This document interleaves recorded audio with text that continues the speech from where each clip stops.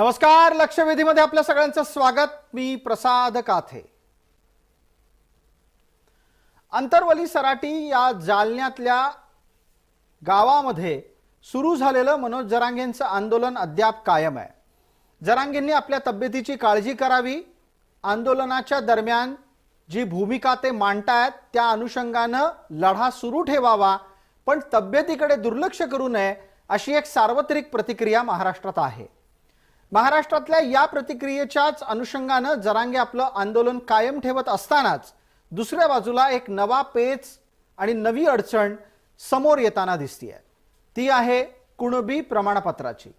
राज्य सरकारच्याकडून मराठे कुणबी किती आहेत किती नाहीत या संदर्भातला अहवाल शिंदे समितीला तपासण्यासाठी सांगण्यात आलं होतं।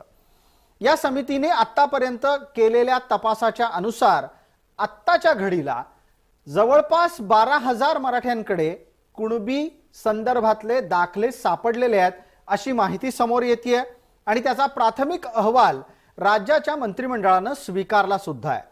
पण ही संख्या मराठवाड्यातल्या मराठ्यांच्या आत्ताच्या संख्येच्या तुलनेत नाममात्र आहे। असं असताना मराठ्यांना कुणबी प्रमाणपत्र द्यायला हवीत, सरसकट मराठ्यांना सरसकट कुणबी करायला हवं, त्याच्यासाठी विशेष अधिवेशन बोलवायला हवं आणि एका कागदाच्या आधारावर मराठ्यांना सरसकट कुणबी करण्याचा आदेश निघायला हवा अशी भूमिका मनोज जरांगे घेताना दिसतात।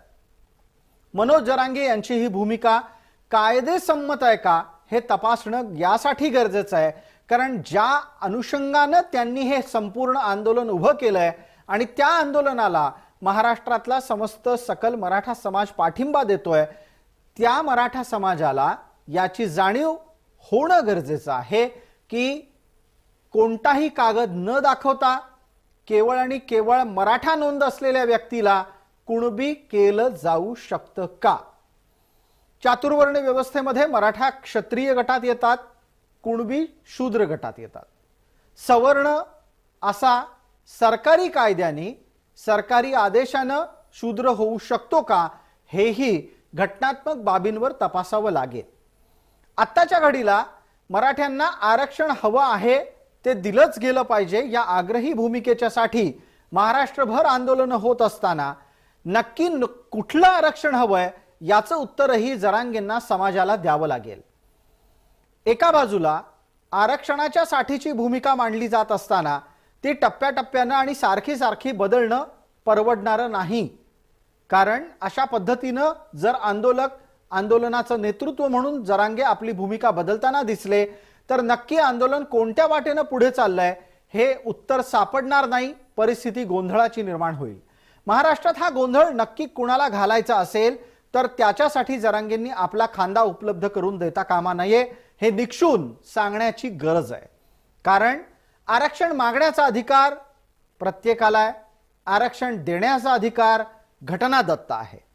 आपण देशाची रचना ही घटनेच्या आधारावर करतो, चालवतो, मांडतो। त्या राज्यघटनेमध्ये मराठ्यांना आरक्षण मिळू शकतं का याचं उत्तरही शोधावं लागेल।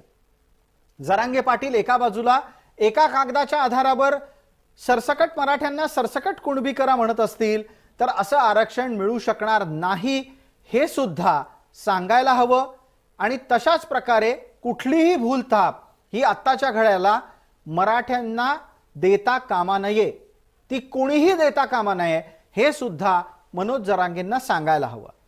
कारण अशा प्रकारच्या भूलथापांमुळे जर समाजमन उग्र झालं तर प्राप्त स्थितीमध्ये ते ना राज्याला परवडणार आहे ना सामाजिक रचनेला परवडणार आहे। एकूणात ही संपूर्ण रचना ही प्राप्त स्थितीमध्ये ज्याच्याकडे पुरावा आहे त्याला त्या संपूर्ण प्रकरणात अपेक्षित ते आरक्षण मिळू शकतं असं सांगणारी असताना सरसकट सगळ्यांनाच कुणबी करा हा मनोज जरांगेंचा आग्रह योग्य नाही याची आठवण त्यांना करून द्यायला हवी।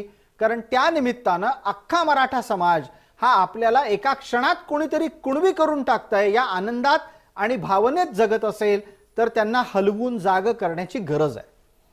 आजवर महाराष्ट्राला अनेक मराठा नेते लाभले, यापैकी कुठल्याही मराठा नेत्यानं ना मराठ्यांना आरक्षण दिलं ना मराठ्यांच्या आरक्षणाच्या आंदोलनात कुठलंही सक्रिय योगदान दिलं।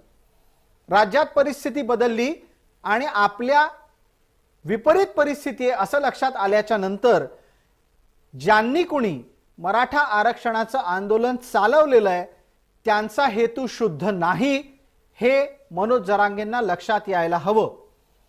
मनोज जरांगे यांच्या तब्येतीची काळजी आम्हालाही आहे, मनोज जरांगेंच्या आंदोलनातल्या भूमिकेची काळजी आम्हालाही आहे। आमच्या कार्यालयात फोन करून किंवा मला समाज माध्यमातून बोलून शिव्या घालून काहीही मिळणार नाही। धमक्या देऊन मराठ्यांना आरक्षण मिळणार नाही हे सुद्धा सांगण्याची गरज आहे। आरक्षण हवं असेल तर ते घटनादत्त मार्गानेच मिळेल, त्यासाठी घटनादत्त असाच लढा द्यावा लागेल। हिंसक मार्ग अवलंबणं परवडणारं नाही। आजवरची कुठलीच हिंसक आंदोलनं ही त्यांचं लक्ष साध्य करू शकलेली नाहीत हे सुद्धा मराठ्यांना सांगणं गरजेचं आहे।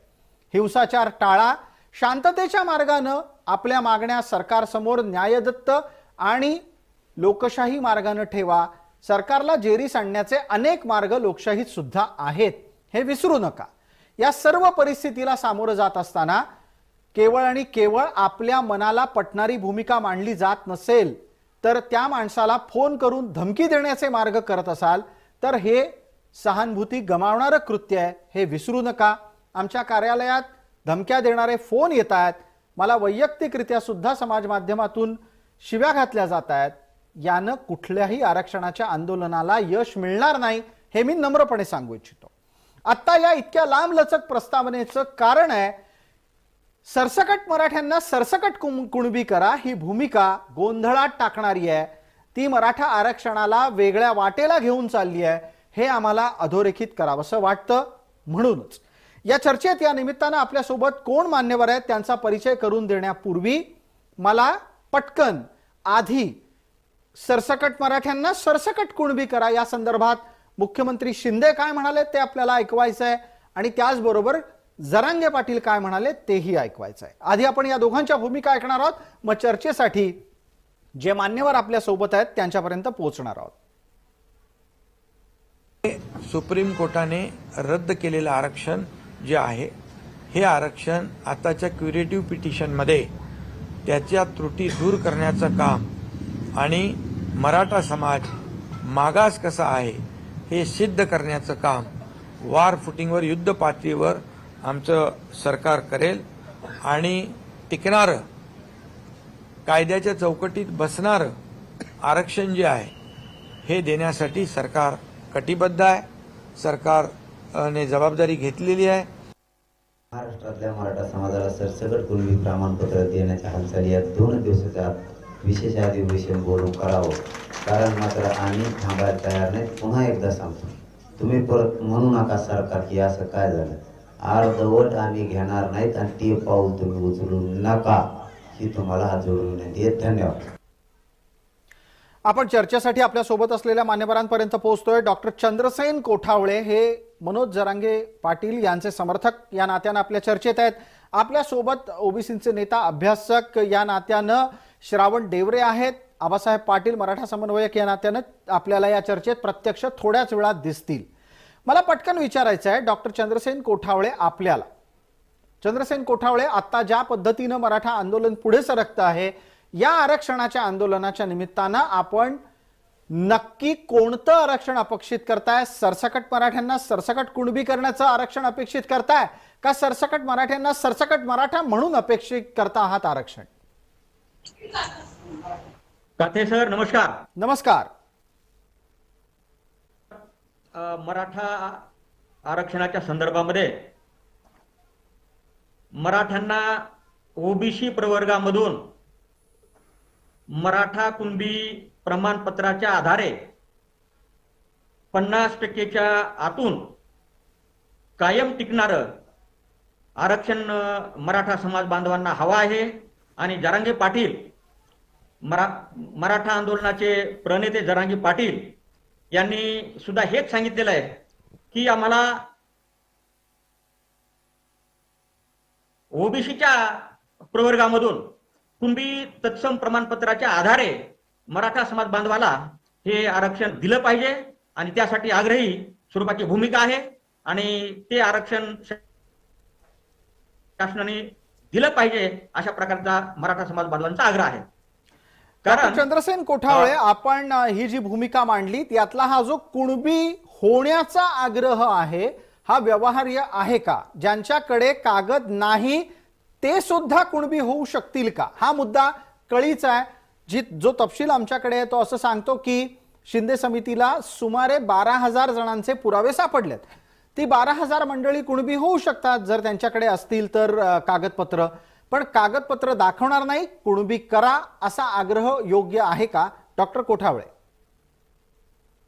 काथे सर, यामध्ये काय भाग आहे बघा की ज्यांच्याकडे डॉक्युमेंट किंवा पुरावे कायदेशीर स्वरूपाचे आहेत त्यांना तर ते कुणबी प्रमाणपत्र दिलं गेलंच पाहिजे, परंतु ज्यांच्याकडे कायदेशीर पुरावे नाहीत परंतु ते कुणबी आहेत किंवा ज्यांच्याकडे कायदेशीर पुरावे आहेत अशा कुणबी समाज बांधवांचे बाकीचे सगळे नातेवाईक आहेत, ते डायरेक्ट आणि इनडायरेक्ट स्वरूपाचे नातेवाईक आहेत आणि ते नातेवाईक असल्यामुळं त्यांना कोणत्या प्रकारे आपण कुणबी प्रमाणपत्र नाकारणार हाही एक महत्वाचा प्रश्न आहे.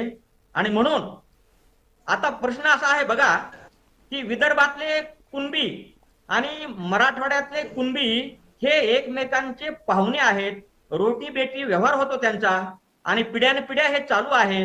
मग विदर्भातले कुणबी आहेत आणि मराठवाड्यातले कुणबी नाहीत अशा प्रकारचा भेदभाव हा चालत आलेला आहे आणि हा भेदभाव मिटवण्याची गरज आहे आणि हा भेदभाव मिटवून मराठ्यांना कुणबी प्रमाणपत्राच्या आधारे या ठिकाणी आरक्षण देणं गरजेचं आहे असं मला वाटतं. ठीक आहे. डॉक्टर चंद्रसेन कोठावळे, आपण आपल्या दोन्ही प्रश्नांच्या निमित्तानं सविस्तर भूमिका मांडली. मी तुम्हाला न अडवता तुमचं पूर्ण म्हणणं ऐकून घेतलेलं आहे. आता आपल्याला इतर मान्यवरांपर्यंत पोहोचायचं आहे. आबासाहेब पाटील फोनवर आहेत, श्रावण डेवरे फोनवर आपल्या प्रत्यक्षरित्या आहेत, आपल्याला ते दिसतात. आबा पाटील, माझा आवाज आपल्याला येतोय का? हा येतोय सर, येतोय. अच्छा, तुमचा आवाज थोडासा स्पष्ट येणं गरजेचं आहे आणि आबासाहेब तुम्ही जर दिसलात तर प्रेक्षकांनाही आवडेल तुम्हाला बघायला.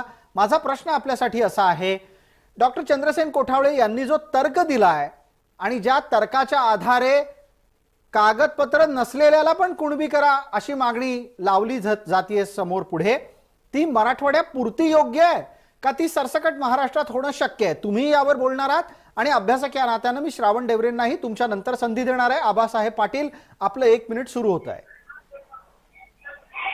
प्रसादजी, त्यांचं आता कोण वक्ते बोलले त्यांचं मी संपूर्ण ऐकू शकलो ना, मी प्रवासात असल्यामुळे. पण आपण जो काही प्रश्न विचारला आहे त्याच्या संदर्भामध्ये मला असं सांगायचं आहे की आता त्यांचं म्हणणं असं आहे की सरसकट सगळ्यांना कुणबी प्रमाणपत्र देण्यासंदर्भामध्ये, परंतु त्याच्यात आता मागच्या डिबेटमध्ये सुद्धा जी काही चर्चा झाली होती की बऱ्याच लोकांचं म्हणणं असं आहे की कुणबी एकच आहे आणि मराठा आणि कुणबी एक असल्यामुळे आपण त्याच्यामध्ये सगळ्याला सरसकट कुणबी प्रमाणपत्र देण्यात यावं असं म्हणणं येतं एकंदरीत. परंतु आता शासन स्तरावरती जे निकष आहेत ते निकष कसे पूर्ण करणार हा महत्वाचा प्रश्न आहे आणि सरकार त्याच्यावरती कशा पद्धतीनं विषय घेणार आहे. कारण मराठा आणि कुणबी मराठाच्या नोंदी आहेत त्यांना तर सर्टिफिकेट हे मिळणारच आहे, परंतु ज्यांच्या जे मराठा म्हणून ज्यांची जात लागलेली आहे, ज्यांच्या नावावरती मराठा आहे, अशा लोकांना कुणबी सर्टिफिकेट देण्याचा जर विषय घेतला तर मग त्याच्यामध्ये एक सरकारला असा GR काढावा लागेल की मराठा कुणबी मराठा एकच जात आहे अशा पद्धतीचा शासन निर्णय त्याला करावा लागेल आणि मगच तो त्याच्यावरती मग आरक्षण मिळेल की नाही मिळेल हे अभ्यासक किंवा संबंधित लोक त्याला सांगू शकतील. याच्यावरती बिलकुल. आबासाहेब पाटील, या निमित्तानं आपण आपल्या सोबत असलेले अभ्यासक श्रावण डेवरे यांच्यापर्यंत पोहोचूया. श्रावणजी, गेले कित्येक दिवस टप्प्याटप्प्याने आपण या मुद्द्याची चर्चा करत असताना जो मुद्दा वारंवार समोर येतो आणि ज्याचं प्रबोधनात्मक चर्चेतलं मत प्रदर्शन होणं अपेक्षित आहे त्यासाठी आपण या चर्चेत आहात. ज्यांच्याकडे कागद नाही, थोडक्यात ज्यांच्याकडे वंशावळीचे पुरावे नाहीत, त्यांना सरसकट कुणबी करता येईल का? सरसकट मराठ्यांना पुरावे नसताना पण सरसकट कुणबी करता येईल का? ज्यांच्या हातामध्ये सत्ता असते त्यांना कुठलाही कायदा, कुठलंही संविधान, कुठलीही लोकशाही सगळं काही गुंडाळून ठेवून त्यांना ते काम करता येतं, कारण त्यांच्या हातात सत्ता आहे. आता मुख्यमंत्री एकनाथराव शिंदे काय म्हणाले, तुम्हीच ते शब्द मला सांगितले. काय म्हणाले मुख्यमंत्री की आम्ही मराठा समाजाला आरक्षण द्यायला कटिबद्ध आहोत, आम्ही ते देणारच आहोत. याचा अर्थ काय होतो की आम्ही ते देणारच आहोत. काय पुरावे असतील नसतील काय तुमचं ते तिकडे गुंडाळून ठेवा सगळं, आम्हाला या सगळ्यांना आरक्षण द्यायचंय मराठ्यांना. याचा परिणाम काय होतो की खालचे जे सरकारी कर्मचारी असतात, अधिकारी जे असतात, यांच्यावर दबाव येतो की आपला मुख्यमंत्रीच कटिबद्ध आहे तर आपल्याला बी कटिबद्ध राहावं लागेल, नाही तर आपल्या नोकरीचा प्रॉब्लेम येईल, नाही तर आपली कुठेतरी बदली होऊन जाईल. म्हणजे एकीकडे मुख्यमंत्र्यांनी वरून दबाव निर्माण करायचा आणि नंतर खालून मग या लोकांनी त्या अधिकाऱ्यांच्या गाड्या जाळायच्या, त्यांची घर जाळायची, त्यांचे ऑफिस जाळायचे. अशा प्रकारे दोन्ही बाजूने दबाव आणून सरकारी अधिकाऱ्यांना दहशतीखाली घेऊन यांना कुणबी सर्टिफिकेट यांना मिळवायचं आहे. तुम्ही याला आंदोलन वगैरे म्हणतात आणि मगाशी तुम्ही प्रबोधनात्मक चर्चा वगैरे, ही आता ते सगळं गुंडाळून ठेवलं गेलंय. प्रबोधन, वैचारिक चर्चा, कायदा विधा सगळं गुंडाळून ठेवलेलं आहे. आता हे आंदोलन राहिलेलं नाही.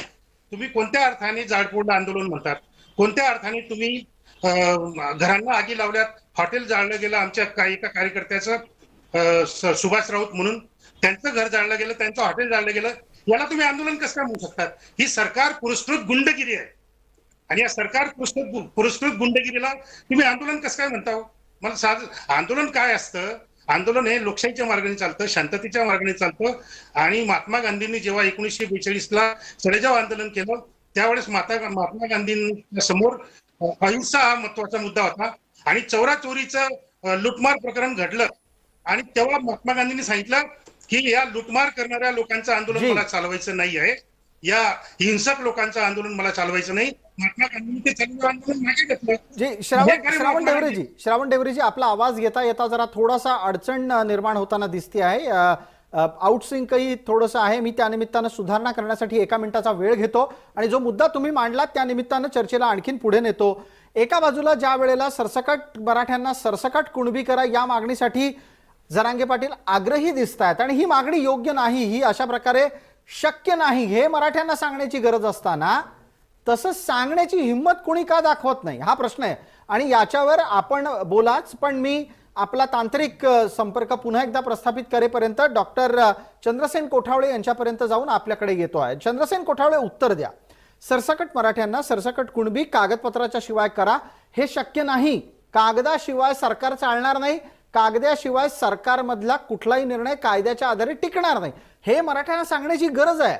हे आम्ही जेव्हा सांगतो तेव्हा ऐकणाऱ्यांना मराठ्यांना राग येतो, पण आम्ही काही या प्रकरणातून तुमच्या विरोधातली भूमिका घेतोय असं नाही, जागा करण्याचा प्रयत्न करतोय हे लक्षात घ्यायला हवं. आणि डॉक्टर चंद्रसेन कोठावळे, तुम्ही यावर बोलतं व्हायला हवं. काते सर, असा भाग आहे, मराठ्यांना सरसगट मराठा कुणबी प्रमाणपत्र देता येतं आणि ते कसं देता येतं हे बघा. कुणबी कुणाला म्हणायचं हा एक प्रश्न आहे. त्या प्रश्नाचं उत्तर मी सांगतो तुम्हाला. कुणबी म्हणजे जे शेती करतात आणि शेतीशी संबंधित व्यवसाय करतात. आता शेतीशी संबंधित व्यवसाय हे 11 आलुतेदार, 12 बलुतेदार हे जे आहेत हे सर्व ओबीसी मध्ये मोडतात, की जे सर्व शेतीशी आणि ग्रामीण भागाशी निगडीत व्यवसाय करणारे लोक आहेत. आणि शेतकरी म्हणजे कुणबी 11 आलुतेदार, 12 बलुतेदार हे सर्व एकाच पातळीवरचे प्रवर्ग आहेत, लोक आहेत, जाती आहेत. आणि मग 11 आलुतेदार आणि 12 बलुतेदारांना जर आपण कुणबी प्रमाणपत्र देऊन ओबीसी मध्ये म्हणजे ओबीसी प्रवर्गामध्ये त्यांना समाविष्ट करत असू, तर कुणबी आणि शेतकरी यांना सुद्धा ओबीसी मध्ये समाविष्ट करणं ही अत्यंत आवश्यक आहे. कारण हे शेतकरी किंवा कुणबी याचा अर्थ जो आहे तो मी आता तुम्हाला सांगितला. आणि शेतकऱ्यांची अवस्था जी आहे ती आपण पाहतोय, कुणब्याची अवस्था जी आहे ती आपण पाहतोय. आरक्षण नसल्यामुळं जे युवक आहेत समाजामधले, या युवती आहेत, त्यांना गुणवत्तेमध्ये येऊन सुद्धा जी नोकऱ्यांची संधी मिळत नाही. आणि असं असल्यामुळं एक प्रकारे युवकांमध्ये आणि युवतींमध्ये डॉक्टर कोठावळे, डॉक्टर कोठावळे, आरक्षणाचा वापर हा सामाजिक प्रतवारीच्या बदलाच्या साठीचा आहे, तो आर्थिक उन्नतीसाठी नाही, हे लक्षात घ्यायला हवं. पण ठीक आहे, तुम्ही 2-3 मुद्दे मांडत आहात, वारंवार हे मुद्दे आरक्षणाला विरोध करताना समोर येत असतात. मला या निमित्तानं पटकन आबासाहेबांना आपण मांडलेल्या मुद्द्याच्या आधारे बोलतं करायचं आहे आणि मग श्रावण ढेबरेंपर्यंतही आपण पोहोचू. आबासाहेब पाटील, आवाज आता आपल्यापर्यंत नीट पोहोचला असेल. इथे मुद्दा असा उपस्थित झाला, जो शेती करतो तो कुणबी. मग मला सांगा आबा पाटील, तुम्ही पण शेती करता, आबासाहेब तुम्ही शेती करता, तर तुम्ही कुणबी आहात का मराठा आहात? प्रसादजी, आपण जो प्रश्न विचारलेला आहे, शेतकरी म्हणजेच कुणबी, कुणबी म्हणजे शेतकरी, ही जरी व्याख्या बरोबर असली, नाही, मुळात ही व्याख्या बरोबर आहे का ते पण सांगा. आणि इतकी सहज आणि सोपी व्याख्या कुठल्याही जातीची असू शकते का? शेतकऱ्याला कुणबी म्हणजे शेतकरी, शेतकरी म्हणजेच कुणबी, ही जी व्याख्या आहे. परंतु शेतकरी म्हटल्यानंतर सगळे शेतकरी आले आणि मराठ्यांना कुणबी म्हणलेलं आहे. त्याच्यामध्ये मराठा कुणबी म्हणजे शेतकरी, मराठा शेतकरी असा विषय होता. परंतु त्याच्यामध्ये नंतर 2 जाती निर्माण झाल्या, मराठे वेगळे झाले, कुणबी वेगळी झाले आणि त्याच्यामध्ये मराठा कुणबी वेगळे झाले, कुणबी मराठा वेगळे झाले, अशा वेगवेगळ्या जाती लावण्यात आल्या. आणि कुणबीमध्ये सुद्धा अजून बऱ्याच जाती आहेत, लेवा कुणबी आहे आणि बरेच त्याचे प्रकार आहेत, ते मला आता सांगता येणार नाहीत. परंतु हे असताना की त्याच्यामध्ये आता आरक्षणाचा ज्या वेळेला विषय येतो, त्यावेळेला आता सर्टिफिकेट आपल्याला ज्या वेळेला पाहिजे असतं, कुणबी सर्टिफिकेट, त्यावेळेला तुम्ही मगाशी सांगितलं की आपल्याला ती जात म्हणून नोंद पाहिजे, कुणबी नोंद असेल तरच आपल्याला कुणबी सर्टिफिकेट मिळतं. आता ते मराठ्यांना कुणबी सर्टिफिकेट कसं मिळेल, तर मगाशी मी आपल्याला सांगितलं ते कुणबी मराठा, मराठा कुणबी एकच आहे असा शासनानं GR काढला की त्याच्या तरच तो आपल्याला पुढे होऊ शकतं. परंतु याच्यावरती सरकार कशी भूमिका घेणार आहे हे महत्वाचं आहे. दुसरा प्रश्न आहे की आता मगाशी एक श्रावण देवरे नावाचे एक अभ्यासक आहेत, तथाकथित अभ्यासक, ऐकतात ते आपल्याला ऐकतात ते, तथाकथित अभ्यासक आहेत, ते स्वयंघोषित अभ्यासक आहेत.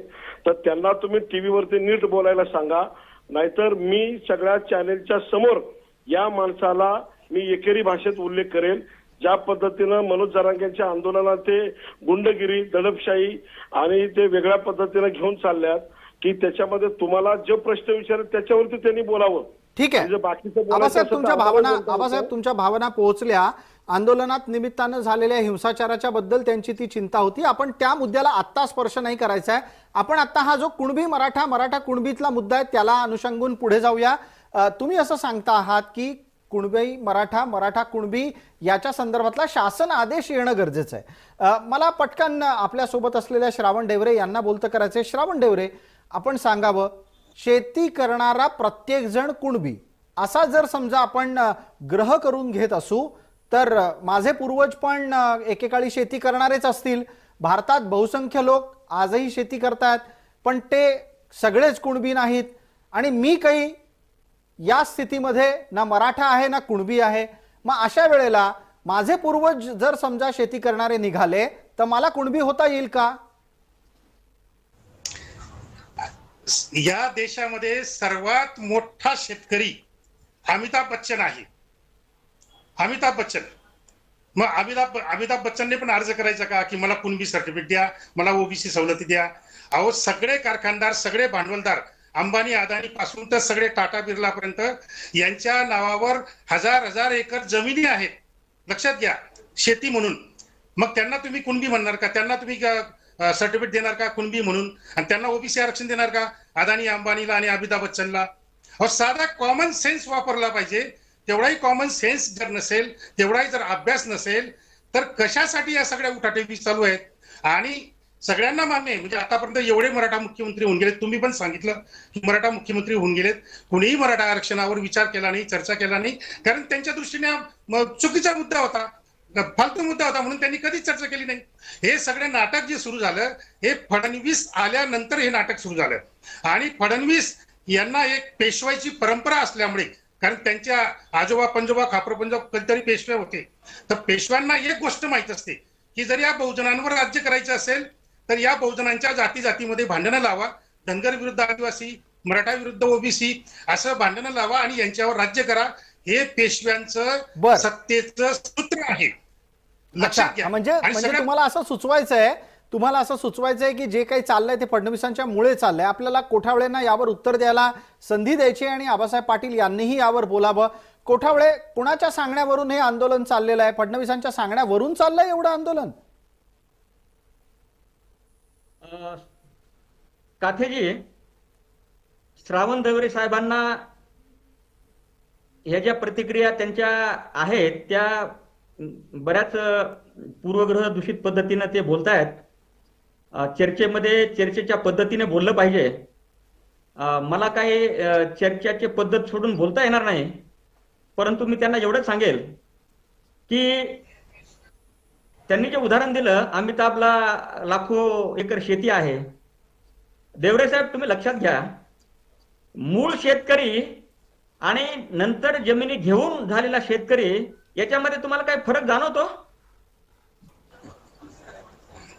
परंपरागत शेती करणारा शेतकरी हा आपल्याला लक्षात येतो आणि वरकरणी शेती घेतल्यानंतरचे शेतकरी हा आपल्याला लक्षात येतो.